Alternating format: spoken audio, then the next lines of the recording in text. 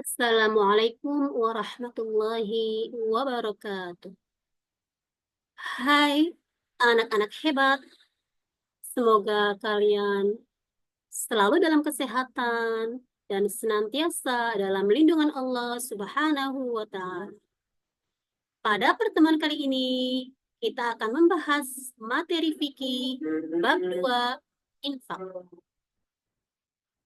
Kita sudah sering mendengar dan menyaksikan sendiri di tengah masyarakat bahwa infak selalu berkaitan dengan harta benda yang dimiliki oleh seseorang. Seperti contohnya, seseorang yang menginfakkan sebidang tanahnya untuk pembangunan majelis taklim, atau seseorang yang membelanjakan hartanya membeli semen, pasir, batu, lalu disumbangkan untuk pembangunan sebuah madrasah. Sebelum kita masuk pada pembahasan kita, marilah kita awali dengan sama-sama membaca basmalah. Bismillahirrahmanirrahim.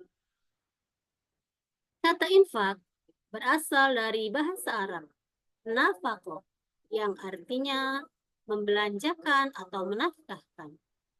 Menurut istilah, infak adalah membelanjakan sebagian harta yang dimiliki untuk kepentingan di jalan Allah, di jalan yang diridai Allah Subhanahu wa Ta'ala.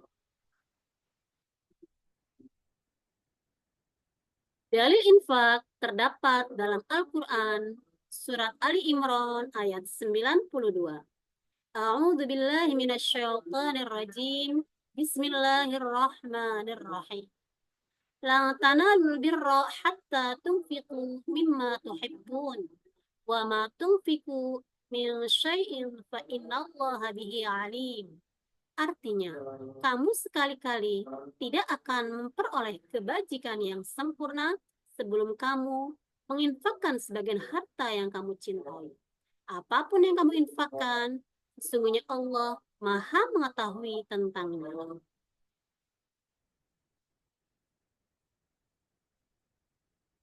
Hukum infak terbagi menjadi 4.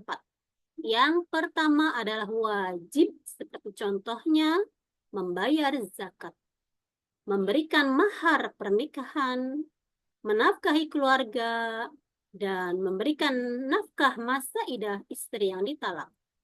Yang kedua, sunnah, seperti membantu korban bencana alam, membantu pembangunan jembatan, dan pembangunan musola.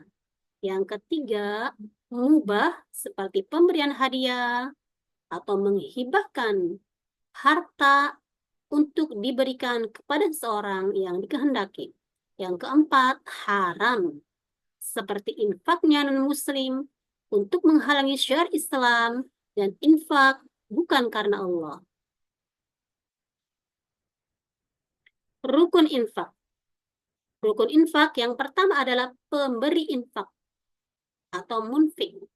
Yang kedua, penerima infak atau munfik lahu.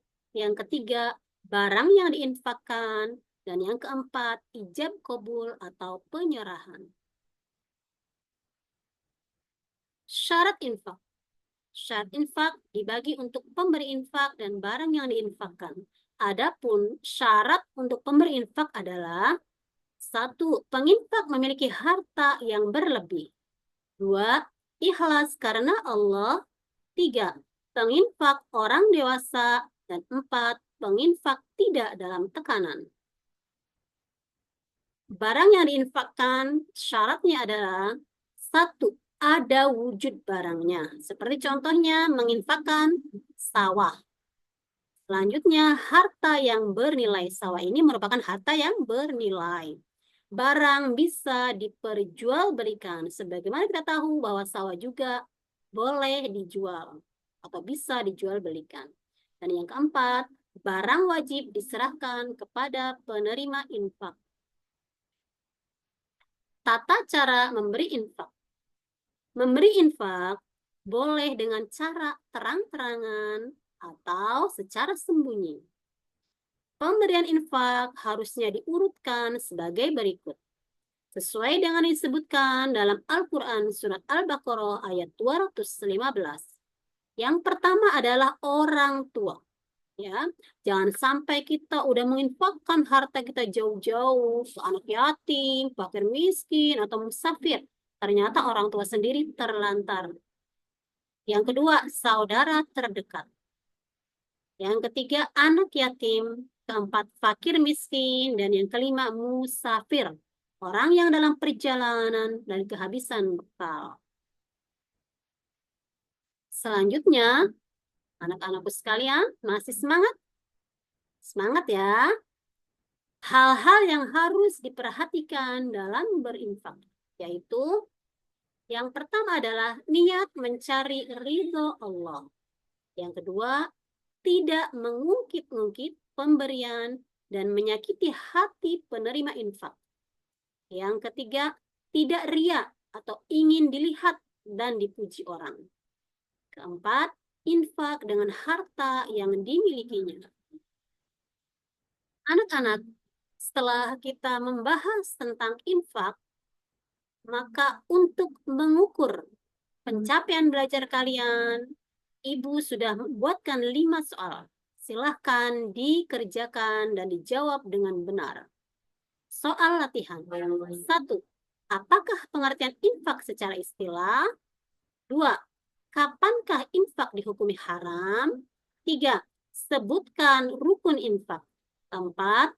Sebutkan dalil infak. Dan kelima, hal-hal apa saja yang perlu diperhatikan dalam berinfak. Demikian pembahasan yang dapat Ibu sampaikan pada kesempatan hari ini. Marilah kita tutup pembelajaran hari ini dengan sama-sama membaca Alhamdulillah. Alhamdulillahirabbil alamin. Anak-anak, nanti dikerjakan ya latihannya. Semangat selalu anak-anak hebat. Sampai jumpa di waktu yang lain. Wassalamualaikum warahmatullahi wabarakatuh.